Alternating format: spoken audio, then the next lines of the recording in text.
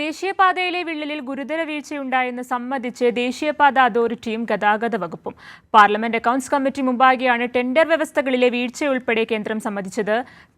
നിർമ്മാണത്തിലെ ക്രമക്കേടും പിഴവും കണ്ടെത്തി സിഎജിയും വിദഗ്ധ സംഘവും റിപ്പോർട്ട് സമർപ്പിക്കാനും PAC നിർദ്ദേശിച്ചു. ഡിസൈനിൽ ഉൾപ്പെടെ വീഴ്ചയുണ്ടായി എന്നാണ് ദില്ലിയിൽ ചേർന്ന പാർലമെന്റ് അക്കൌണ്ട്സ് കമ്മിറ്റി മുൻപാകെ ദേശീയപാത അതോറിറ്റിയും ഗതാഗത വകുപ്പും ആവർത്തിച്ചത്. ഗതാഗത മന്ത്രാലയം സെക്രട്ടറി ഉമാശങ്കർ കമ്മിറ്റിക്ക് മുൻപാകെ നേരിട്ട് എത്തിയിരുന്നു. കോടികൾ ചെലവഴിച്ച് നടത്തുന്ന നിർമ്മാണങ്ങളുടെ പുരോഗതിയും ഗുണമേന്മയും വിലയിരുത്താൻ സാങ്കേതിക വിദഗ്ധർ പോലും ഉണ്ടായിരുന്നില്ലെന്ന് PAC വിലയിരുത്തി. നിർമ്മാണത്തിൽ പെർഫോമൻസ് ഓഡിറ്റ് നടത്താൻ CAGക്ക് നിർദ്ദേശം നൽകി.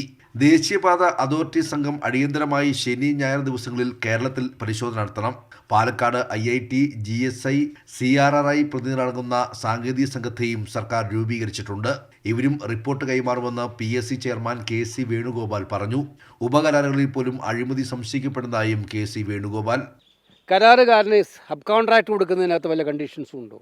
ക്വാളിറ്റി എൻഷുർ ചെയ്യുന്ന പാർട്ട് എവിടെയാണ് ഉണ്ടാകുന്നത്? അപ്പോൾ മനസ്സിലാക്കണം, ഞെട്ടിപ്പിക്കുന്നവരും ക്വാളിറ്റി അഷ്യൂർ ചെയ്യാനായിട്ടുള്ള ഒരു ഹൈ ലെവൽ ടെക്നിക്കൽ ടീം ഇല്ല എന്നുള്ളതാണ് ഇന്ന് നമുക്ക് ബോധ്യപ്പെട്ട ഏറ്റവും പ്രധാനപ്പെട്ട കാര്യം.